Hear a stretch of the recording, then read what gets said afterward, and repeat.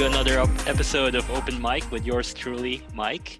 For those of you who don't know, I'm the alumni and external engagement coordinator for the ANU College of Law.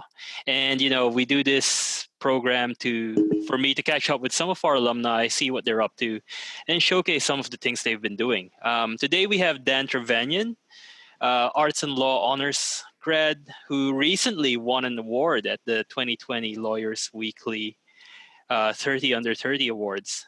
He's quite involved in a few projects, some of which we'll be talking about today, including the ANU Sydney Alumni Network. So for all of you guys who are in Sydney listening, hit up Dan. He's got a few good plans for the network over there. Dan, thanks so much for joining us for this episode. Thanks for having me, Mike. I guess to start us off, can you quickly just tell us a little bit about yourself for our listeners, including, your current role and what motivates you? Yeah, so I guess connecting with the ANU alumni or ANU students who are watching this at the moment, I was an ANU student from 2012 to about 2017. So that was about 5 years of an arts degree and an undergrad law degree with a little bit tacked on to do my honours. I think that was sort of a 6-month period. Really, really enjoyed it. I was Canberra-born, so I grew up in Canberra. A little bit different to others. I had both the off-campus and on-campus experience. My first year, I was living at home with my parents, and then from then, I met a group of friends who are all from Sydney, having a great time on campus, and I had to convince my parents to let me do the same. And from then on, I spent about 3-4 years on campus at Uni Lodge. And I had a really great time and got involved in the student life there. Now I'm a lawyer with Clyde and Co, so it's a global law firm, originally based in the UK, but now offices basically everywhere. I'm in the construction group, which really focuses on international arbitration and disputes, which is a lot of what I did during my degree. So I'm really glad to be in this spot. But I'm sure as I'll go through with Mike, there's a bit of a connection between what I did in uni and what I'm doing now. I think when we ask about what I'm passionate about, it's things that are international, either international facing or international content. And that's why I've sort of taken those subjects at university and why I'm in my role at the moment. You're part Indonesian. Your mom's from Indonesia, from what I understand. You're quite active with your connection to that part of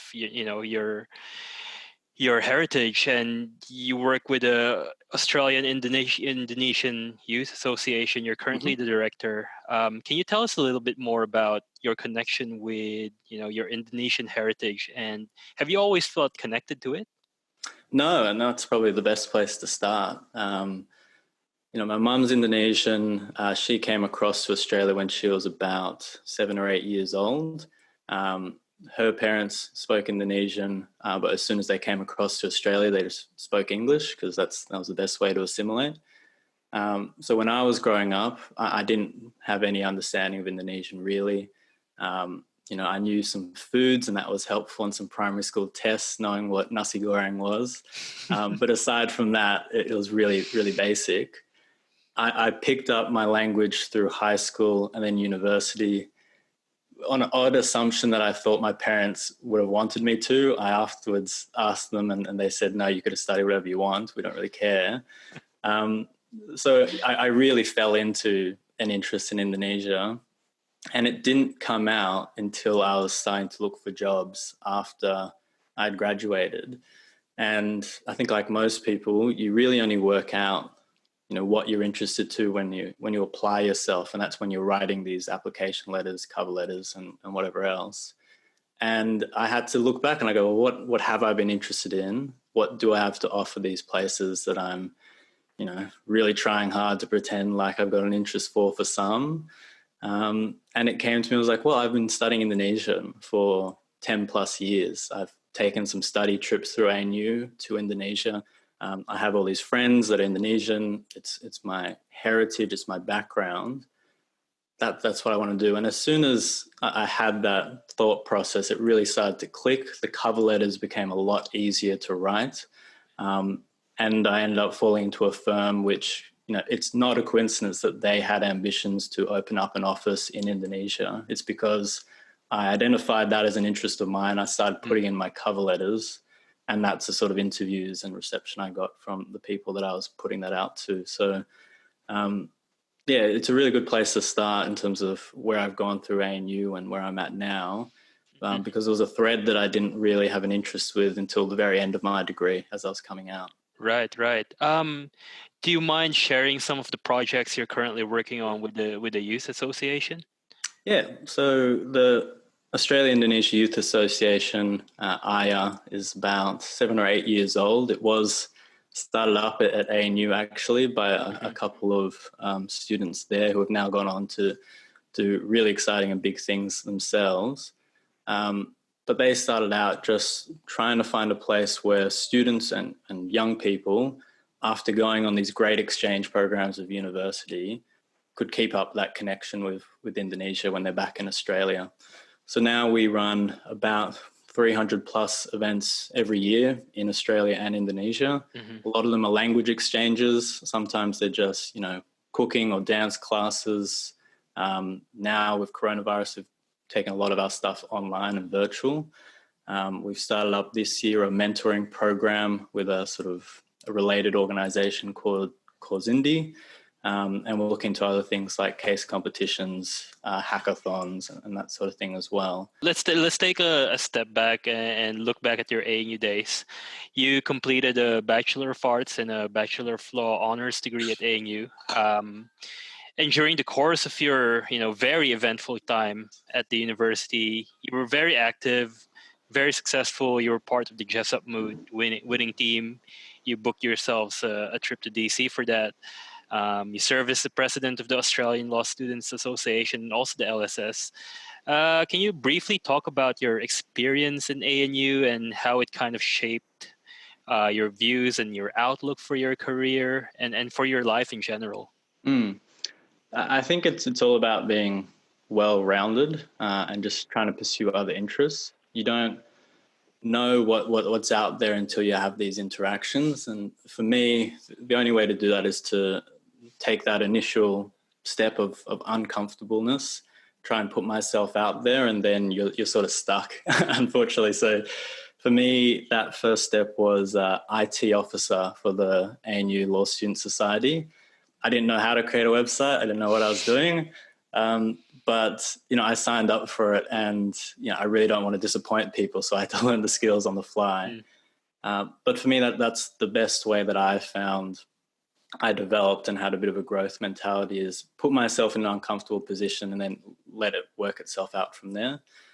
So that led to finding out about the Law Student Society competitions like mooting and other things. Which made me, want to compete in them. It made me want to progress in the Law Student Society up to other positions and then expand my role to the National Society as well. So all of that starts with an initial leap, and that has grown me as a person. That's what I've tried to carry through with my job now, is taking on roles and responsibilities that, make you feel a bit uncomfortable. So in the firm that I'm currently at, I'm sitting on the Indonesia Steering Committee, which, as it sounds, is looking at developing the business in Indonesia. And it's one which is well above my pay grade. It's well above any experiences that I've ever had. And I'm dealing with partners with 20, 30 years of experience around the world. And that's humble brag, of course, but it's more just about developing your skills. Yeah. And I'm out of my depths at time, and the people that I'm working with can see that and will help pull me up as well. And it's about not being afraid of that. So taking us back to the student societies, those competitions, those mooting competitions, I still remember our first judge who just sort of ripped into us. And it's an uncomfortable situation. And there were team members of mine who decided, we're not going to do this again. And I, for whatever reason, maybe a little bit of a glutton for punishment, decided to keep progressing. And I started to find I had fun, and I started to find I was meeting friends really importantly through it. And there was sort of nothing better for me than spending time otherwise writing assignments, instead looking at these competitions and trying to think of the best arguments, and that's how I made really fast friends and really great experiences. Right. Do you still keep in touch with a lot of the people you worked with, or you were involved with back in uni? A group of us, through the ANU, we went to Japan for a mooting negotiation competition, and we have a sort of fortnightly Tuesday catch up, which is a lot of fun. But it's just, staying connected, reliving some of those moments, and just, in some ways helping support each other into the next phase of our life. There's a lot of talk about the work hours we have as lawyers, promotions, pay increases, just things which I probably wouldn't feel comfortable talking to anyone at my current firm directly about, but I've got this support network through university that's come up with me with similar experiences that I can lean on. Cool. We touched a little bit on your work at Clyde and Co. You're mainly involved in obviously construction and architecture issues.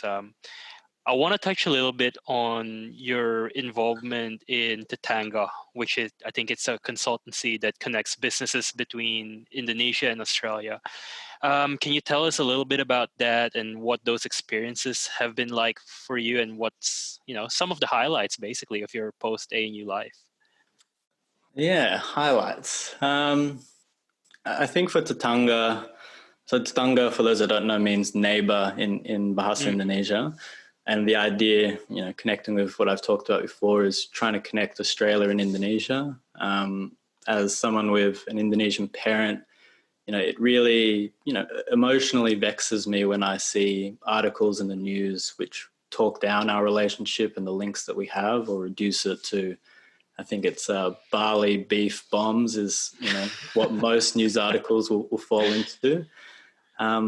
And so I took that personally, and I thought, well, what can I do? I wanted to create sort of an organization which connects Australian and Indonesian businesses and fosters business between the two groups.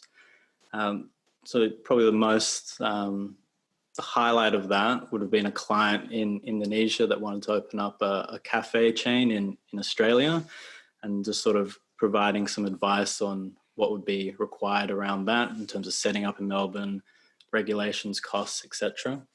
And that was just really interesting. Again, it's I don't hold myself out to be an expert on opening a cafe, but I put myself out there and someone needed that kind of help, and I applied my skills to provide that help. So that's been a bit of a highlight. For Tatanga now, I'm trying to transition away a little bit from the consultancy advice, because it's kind of hard to keep up while you work, and I'm trying to set up a fairly static website which just focuses on translating Indonesian news into Australian news. Right. Oh, sorry, Indonesian news into English. Yep. And it's been shocking for me, just as that's been going on, to see the different quality of news you get. The perspectives that you have in Indonesian, which once translated and accessible in English, are very different from any news that you'd get from Australian organisations about Indonesia. So that's where I'm taking the project forward. Cool. And you also mentioned to me, I think, that you work with the Indonesian Journal of International and Comparative Law. It's a program that develops scholars for the Southeast Asian region. Can you talk a little bit more about that? Yeah, so that's going on the same theme. We just submitted a grant proposal to an organization in America which would focus on translating the works, interviews, articles, whatever of scholars around the world into native languages in Southeast Asia. So Indonesia being a focus, but also Taiwan, the Philippines, Vietnam, and other places. And so that might look a little bit like this. Would be, I have an interview with someone. The other week we had an interview with Peter Singer, obviously a prominent Australian thinker. And the idea would be we take that interview and then translate it so it's accessible to people around the world. It's probably very uncommon that, an animal rights theorist like Peter Singer's views are particularly well known in Indonesia, but arguably they're of really great benefit to people in Indonesia as well. So that's part of the program we're trying to put in place. And if the grant application is successful, then that'll be a really exciting opportunity. That's terrific. So we talk a lot about your connection to Indonesia, what you've been doing for the region, for Australia, and connecting it to Indonesia and vice versa. You recently won in the 2020 Lawyers Weekly 30 Under 30 Awards, the construction and infrastructure category, if I'm not mistaken. Mm-hmm. How did that whole thing come about, and what does that achievement mean for you? And what's next for your career from this? Hopefully more awards, more success, but That's the way. no, it's really humbling. I think, who knows, but I think a lot of people who apply for these awards, you don't expect to get it, and there's it requires those around you to push you into actually applying, which was the case for me. I'm really grateful to the people who supported me to say, just put in, give it a go, have a shot. Part of the application is getting references from co-workers or friends or whoever. And as soon as I started engaging with that thought process, it was really heartwarming to think, I can actually message these people and hand on heart not feel like I'm cold LinkedIn messaging some random for a reference. It's like, no, I actually have a connection and a relationship with these people, and they were happy to provide a reference. So what does it mean that I won the award? I think it means it validates some of those relationships that I've had. It shows that the last year or so has been a really progressive and developing time for me. And I've got these really strong relationships, which are going to see me through for the next part of my career. And hopefully I can really do them proud and live up to the faith that they've put into me. So that's the long and short of it. For the students who are currently, in their final year or graduating this year, they're entering a very different landscape, obviously with the pandemic, and it's probably going to change the way a lot of people work moving forward, even long term. How do you think, what advice would you give to them, and how do you think, they could stand out and try and make a difference for themselves and, for society? Well, for me, it's a question I struggle with, because I think some of my friends are going through a similar question at this time as well. Some are looking to switch jobs or something else. And it really can be a crushing question to ask, what do I want to do with my life? Particularly when you're our age, you're quite young. My response would be, you have to have your own reference point for these things. It can't be what you expect others to want you to do with your life. So I'll use law as an example. I think it's a pretty concrete narrative that you become a corporate lawyer. You do your clerkship at a really top tier firm or wherever else. You stay there for a couple of years. You either burn out and you go somewhere else, or you quote unquote succeed and then you go on the route to partnership. And it's a really narrow, limiting and destructive narrative that takes hold of us as graduates. And it's not your reference point. I know very few people who thought coming into university that they wanted to be a corporate lawyer X. It's only after they were in the cauldron of other law students and these things were flying around that they picked it up. And what I would do is I would encourage people to, as I did, just assess, what was I doing before university, before I met all these people with their own ideas? What were my ideas of what I wanted to do? And how can that connect with the skills I've gained through university? So for me, that was Indonesian was the passion, but the legal skills I picked up, the logical way of thinking, the way of networking with people and building business, commercial relationships, that all came from my law degree. And that's what I've tried to bring into my sort of future career. And I think it's going to take twists and turns, and I hope it does. So, if anyone is reflecting on what their future career is and they're feeling bummed out because, clerkships are frozen or whatever's happened and it pushes their plan back, X amount of years, I'd really encourage them to evaluate, what's your reference point? What it is that you want to be successful at, what interests you. And I'd be really surprised if the honest answer to that has anything to do with, 2 years until promotion here, and then I go to the next step here. It shouldn't be that laid out. It should be just, what makes you passionate? What are you excited about doing? All right, Dan, thank you so much for that. I had a great time chatting with you, man. All the best to you and the rest of your career. I'm proud of what you're doing for the region, for Australia and Indonesia. Hopefully you can continue that. And good luck and stay safe. Thanks, Mike. See ya.